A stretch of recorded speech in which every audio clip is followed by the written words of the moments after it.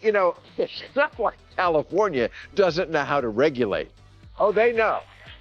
They know. We are the most regulated state in the nation with more than 395,000 regulatory restrictions. It is a constant nightmare of inspectors and permits and fees. In this state, you get to your car 10 seconds after the parking meter expires. It's already gone and you'll never see it again. Bill Maher has once again been going after California's governor, criticizing him strongly for spending time building what many people believe are clear presidential ambitions instead of focusing fully on the problems inside his own state. The criticism has been sharp, and the conversation around it has been heating up quickly today. And listen, I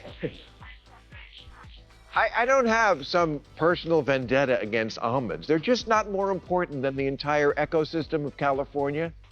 So when I hear that our state grows 81% of the whole world's almonds, the world's thirstiest crop, while our reservoirs run dry and giant fires burn out of control, I have a few questions, starting with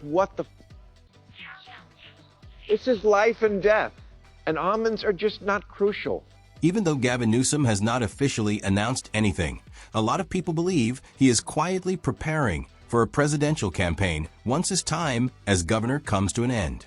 But Bill Maher says that dreams should be shut down right away unless Newsom shifts his political direction back toward the center. Maher's criticism was intense, sarcastic, and nonstop. He didn't hold back at all. So go ahead and hit that subscribe button right now as we start breaking everything down step by step. California did a real California thing and banned business travel from any of its state employees to any state in America where the laws about gender identity and expression weren't up to California standards, forgetting that no one is ever up to California standards.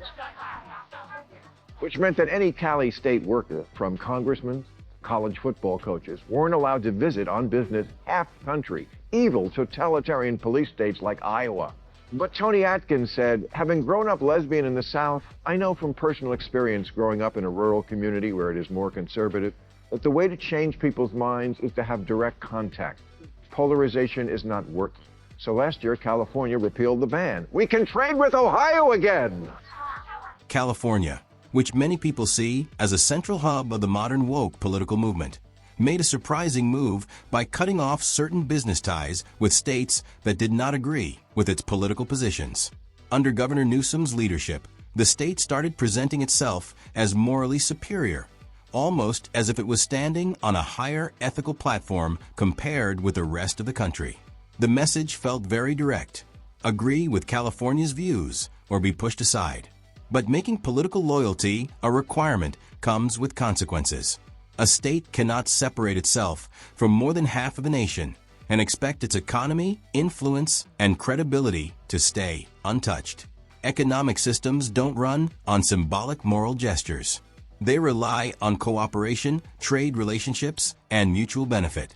When leadership starts turning governance into a kind of ideological test, it slowly chips away at the foundation of the state itself. What once looked like a bold moral stance now appears to some critics as self-inflicted isolation.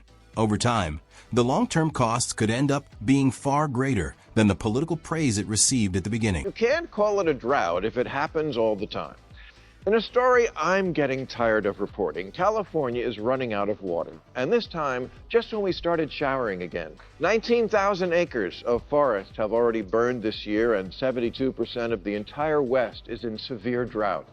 Turns out hot girl summer is for reals. The Bay Area was just placed under a water shortage emergency with mandatory restrictions. Except here's the thing, there isn't, even with the drought, really a water shortage problem. It's more a where the water is going problem.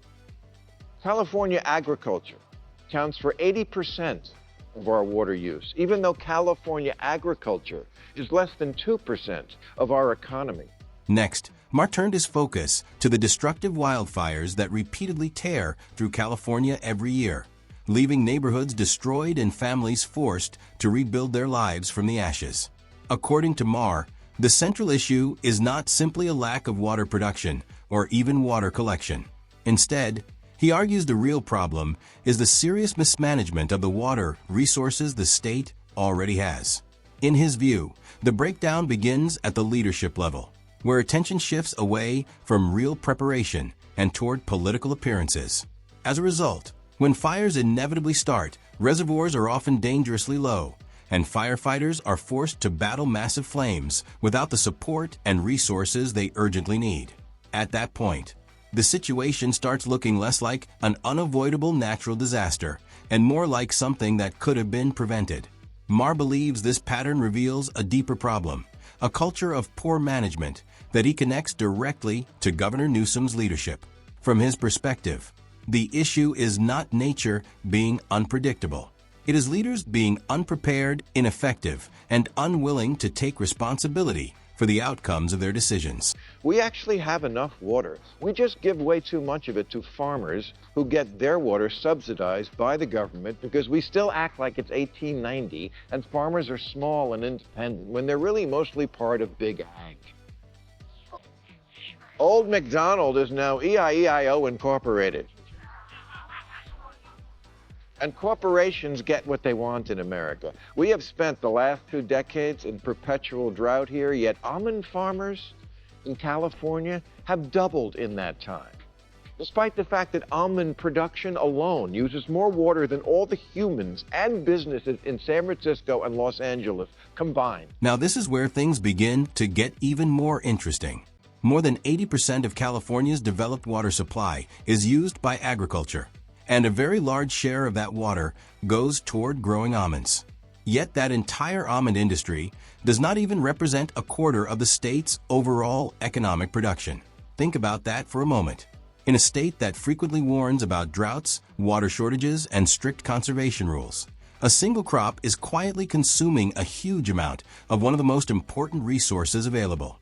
Naturally, this raises some uncomfortable questions about priorities.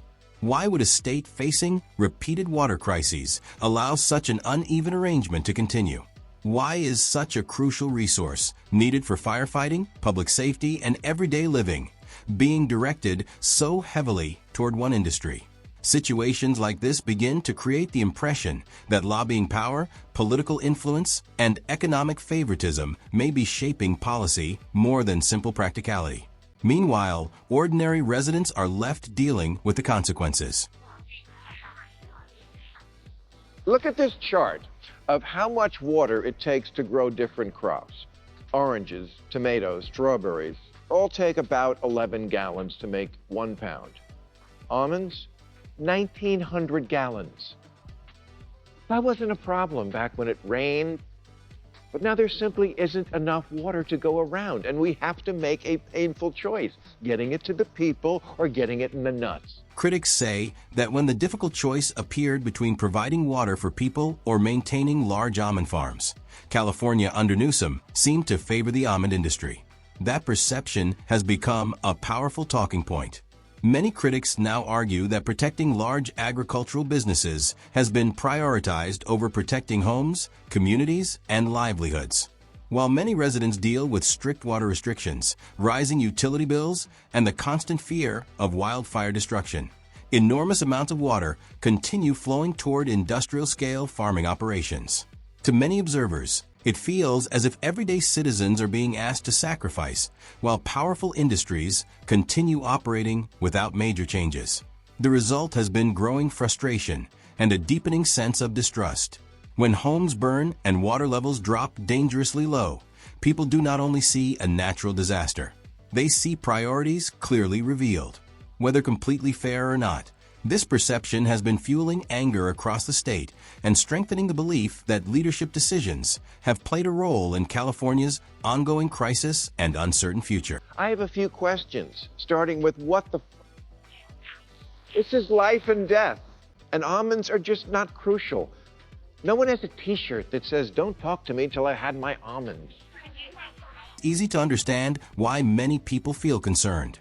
How does a state end up appearing to value almond production more than its own residents, communities, and environment? Critics argue this reflects a deeper problem where economic influence and political decisions outweigh common sense. When residents are asked to conserve water while large farming operations continue at full capacity, the contradiction becomes hard to ignore. From this perspective, California seems trapped in a cycle of misplaced priorities. The effects are becoming clearer every year as infrastructure faces strain, public trust weakens, and frustration grows. As Bill Maher warned, if voters begin linking these issues to Governor Gavin Newsom's leadership, it could cast a long shadow over any future presidential ambitions. And almonds are just not crucial. No one has a t-shirt that says, "Don't talk to me till I had my almonds." They're fine in salads or in a gift basket for someone you don't really care about. And an almond joy is nice to have, but it's really just a Mounds bar with... There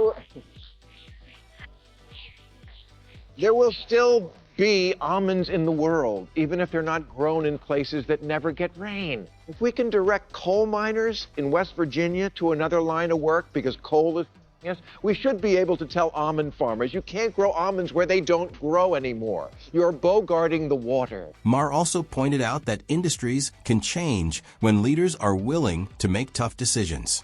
If a state like West Virginia could significantly reduce coal mining, an industry that shaped its economy for generations, then California could rethink how it manages water. Even small policy changes that redirect more water toward reservoirs, public needs, and environmental protection could strengthen the state's ability to handle droughts and wildfires.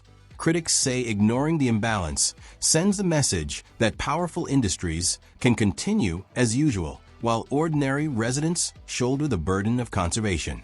We are the most regulated state in the nation with more than 395,000 regulatory restrictions. It is a constant nightmare of inspectors and permits and fees. In this state, if you get to your car 10 seconds after the parking meter expires, it's already gone and you'll never see it again. California has rules about every nitpicky thing you can imagine. If you don't believe me, try parking in Santa Monica. The contradiction becomes even more striking when considering how heavily regulated California already is. Maher joked that replacing a simple garage door required navigating layers of permits and approvals. If the state can regulate everyday home projects so closely, critics wonder why it struggles to apply similar oversight to water management and agricultural use during drought conditions. You can't fly a kite in a park in Beverly Hills, or ride a bicycle, or climb a tree. But for 30 years, Nestle took water out of the San Bernardino National Forest under a permit that expired in 1988. And Coca-Cola is somehow allowed to take water from municipal water supplies, stick it in bottles, and sell it back to the taxpayers who own the water to begin with.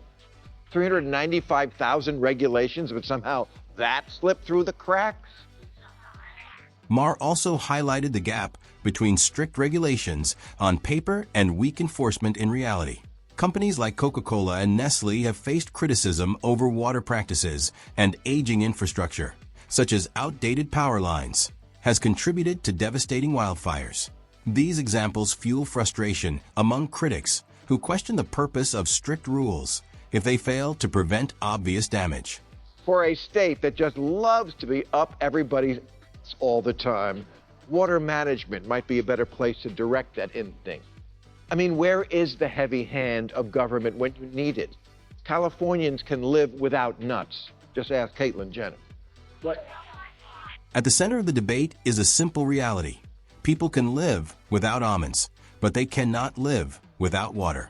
Water is essential for drinking, sanitation, agriculture, public safety, and the environment. Because the state manages this resource, many believe it has a responsibility to prioritize residents, protect communities, and maintain reservoirs before supporting industries that are not essential to daily survival.